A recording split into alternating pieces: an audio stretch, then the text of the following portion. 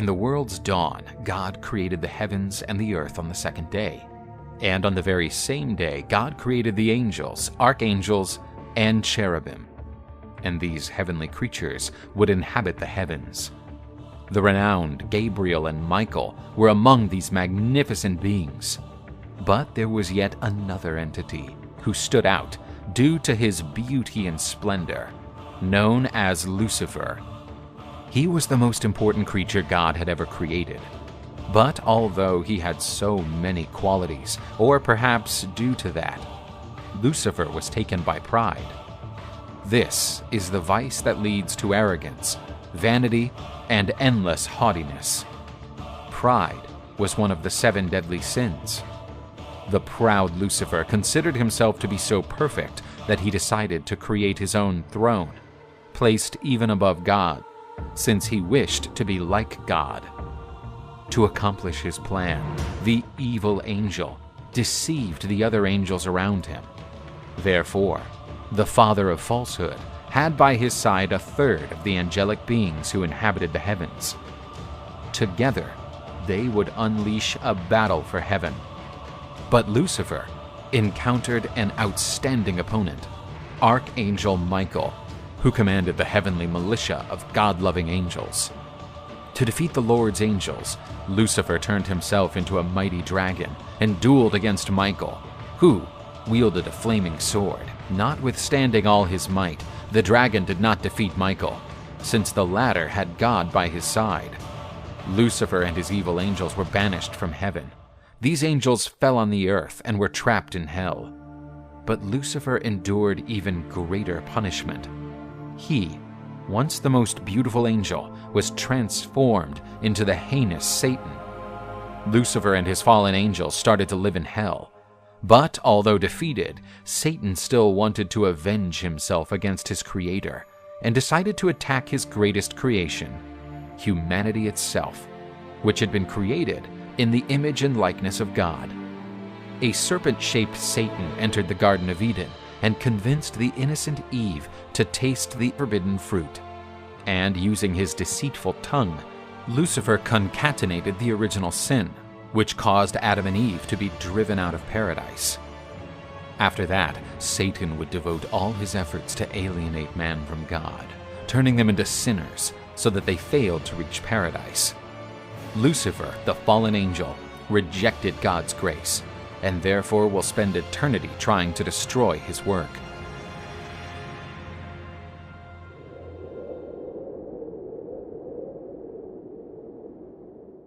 We all have heard of Adam and Eve, who according to the Bible were the first couple of human beings created by God. But an ancient Jewish myth contests that Eve was the first woman. This myth states that before Eve there was another woman, Lilith.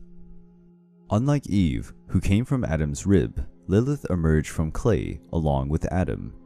Since she was created by God in the same way as Adam, Lilith did not submit to her husband's commands because she thought she was equal to him and did not accept Adam's domination. Lilith and Adam inhabited the Garden of Eden, but Lilith's rebellion put her in a situation where she was forced to choose between submitting to her husband or leaving the Garden of Eden. Lilith was not willing to give up her independence. Therefore, she opted to leave Adam and the Garden of Eden behind.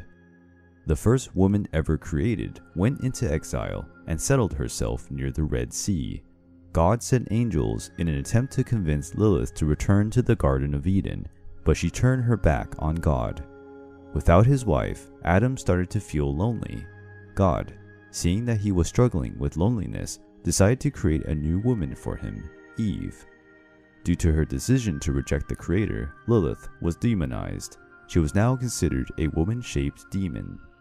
In her demonic shape, she would have the power to instigate disease in newborn children, and to protect children from evil, the babies were given amulets with the names of the angels who tried to take Lilith back to Eden.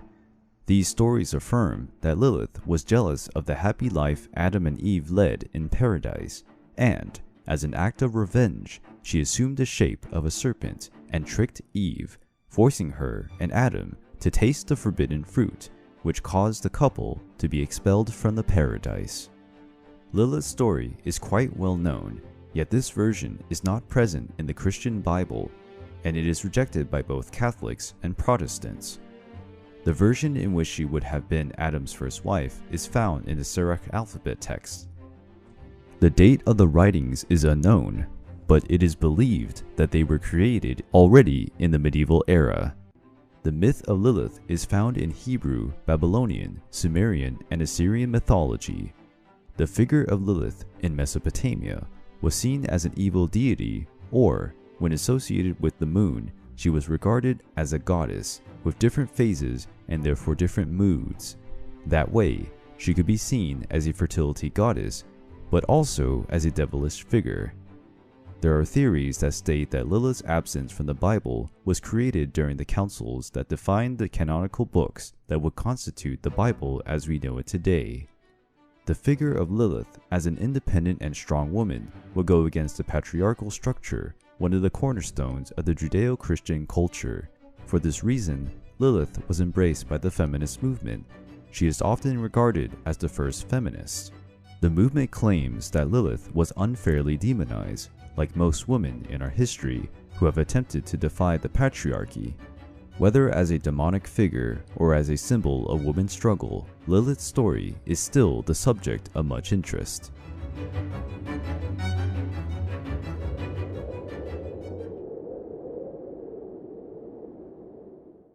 The Bible prophesies that a sinister figure will emerge when the end times approach. This evil being will be known as the Antichrist. He will be the opponent of Jesus Christ when the latter finally returns. The Antichrist is a son of Satan and, like Christ, will come into the world from the womb of a woman. This being, half a man, half a devil, will disguise himself among men, waiting for the final judgment. In the beginning, it will be difficult to identify the son of the devil, because he will not give any indication of his origin, much less of his intentions. His strength will become even greater when men believe less in the forces of Satan. After all, when God says in the Exodus, "I am who I am," the Antichrist says, "I am who I am not." To find the Antichrist among men, based on signs of evil, will be a fruitless search. After all, the son of Satan is capable of the greatest acts of benevolence, only to disguise his ultimate goal, to ruin the work of the Creator. The Antichrist will use his increasing influence to convince men that the kingdom of God does not exist, and that the only existing world is the one in which we live. By denying the existence of heaven, he will convince those who do not have genuine faith in the Creator that hell does not exist either. Thus, without fearing hell, man will become an easy target for the devil's temptations. The Antichrist will become stronger and more influential as the final judgment approaches. He will become an important public figure, and his words will win millions of souls for the ranks of Satan. The son of Satan will proclaim the right to absolute freedom, because by denying heaven and hell, the idea of good and evil will also be ruined. Then everything will be allowed. All the values preached in the Bible will be denied and considered dogmas of a corrupted church, which, with its shackles, makes man's development impossible. The Antichrist will have impressive qualities. He will be an intellectual genius, with great oratory skills, and his political ability will make him an unprecedented politician. A new religion will be born under the command of the Antichrist. This new creed will deny Jesus as the Messiah. The Antichrist will declare himself to be the true and only Messiah. The opponent of Christ will have the power to rule over all nations and will found a world religion. Some say that the influence of the devil will reach the throne of St. Peter in Rome.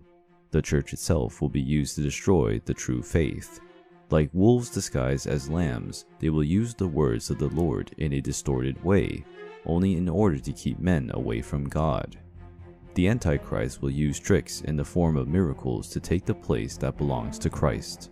He will mark people with the number of the beast, 666. When the son of perdition reaches the height of his power, and many have already accepted his will, Jesus will finally return to save the souls of those who have not yet yielded to the temptation of Satan, and the end of time will begin. The epithet of Antichrist has already been applied to various historical figures such as Nero, Napoleon, Hitler. Luther, one of the leaders of the Protestant Reformation, infuriated by the directions of the Catholic Church, said that the Pope was working against Christ, which would make him an Antichrist. This statement still echoes among some followers of Protestant doctrines who believe that the Antichrist will emerge in the form of one of St. Peter's successors. The term Antichrist has become vulgar and is now used to refer to all those who deny the divinity of Jesus, such as atheists, Jews, Muslims, and so on. But, according to tradition, the true Antichrist will emerge where he is least expected, and, by the time his true identity is revealed, it will be too late.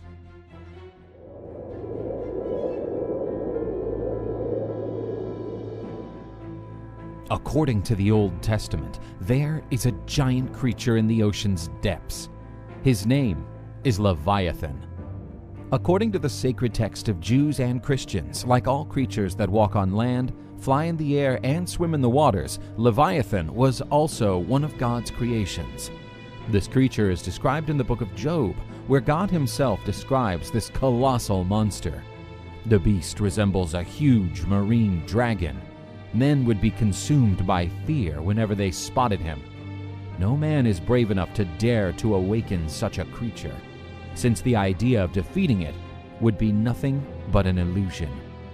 God himself describes the mighty Leviathan as a colossal creature, the bearer of incredible power.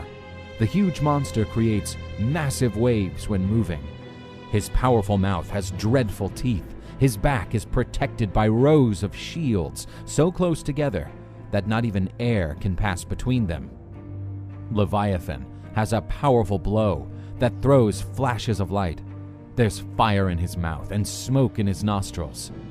When this beast rises, even the most powerful run away terrified, because swords, spears, and arrows can do nothing against a creature who has his chest as hard as the most resistant stone. Nothing on earth can compare to Leviathan's power. But such a creature owes its existence to God's desire, since, like every human being, Leviathan can only have their food due to the grace of God. The beast was the inspiration for the English philosopher Thomas Hobbes in his work Leviathan. According to Hobbes, the man in his natural state, where there are no laws, tends to unleash an all-against-all quarrel. To eliminate this state of anarchy, there has to be a social pact, where everyone relinquishes part of their sovereignty in the name of a figure who has absolute power. This figure that would have authority over men would be the state, which, due to its power before men, Hobbes compares with the gigantic biblical monster known as Leviathan.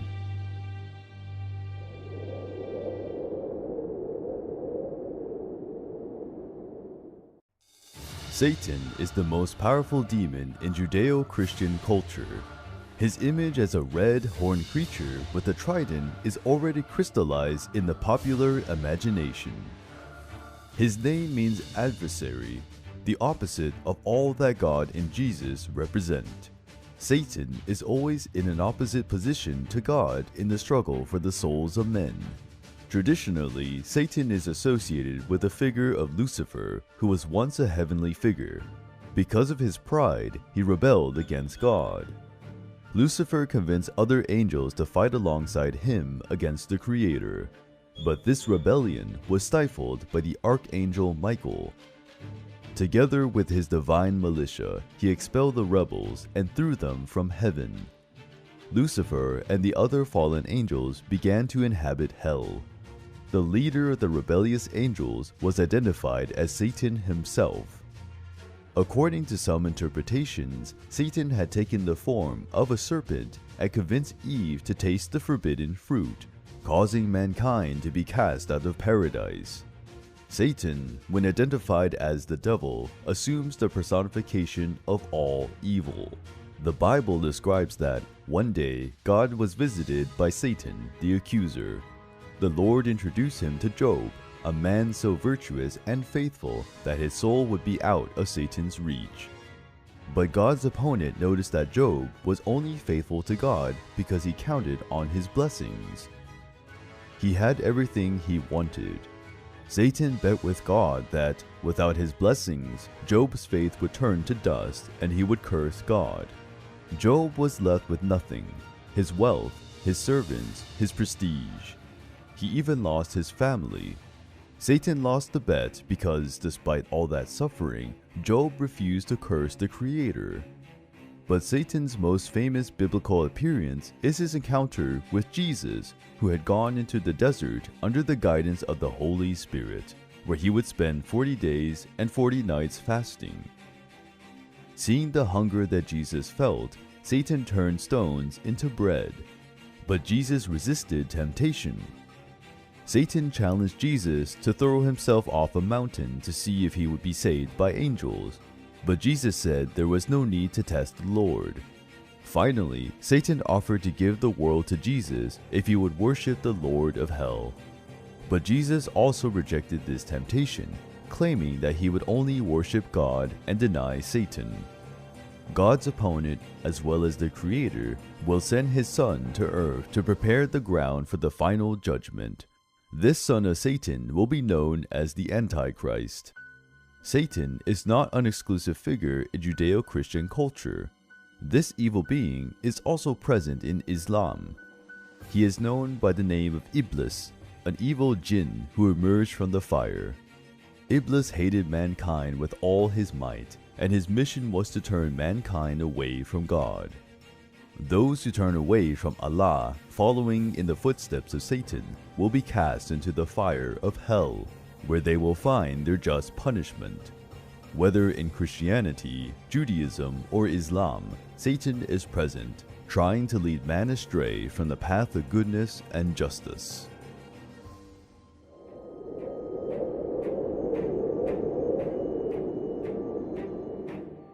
Hell is undoubtedly a dreadful place, filled with pain and suffering. The ones subjugated to it are destined to eternal suffering.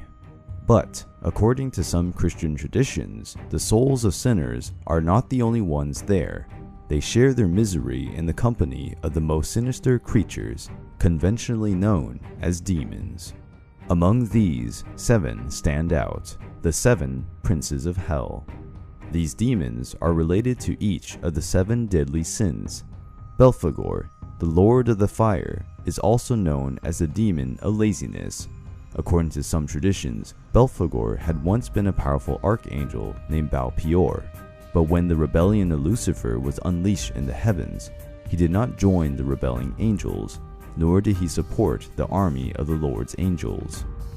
Due to his inertia, he was considered a defector and thrown into hell. Azazel was among the fallen angels who rebelled against God. At the dawn of time, Azazel was carnally related to the woman who lived on earth. The fruits of this union were known as Nephilim. Azazel's descendants would taint the earth, and because of that, were swept away by the God-generated flood. Azazel, who once had been an angel, became an archdemon who represents the sin of wrath. Mammon was one of the many pre-Christian deities. He started to be seen as a devilish figure associated with the sin of greed and avarice. Jesus condemned the cult of money, personified in Mammon's figure. Therefore, men could not serve Mammon and God at the same time.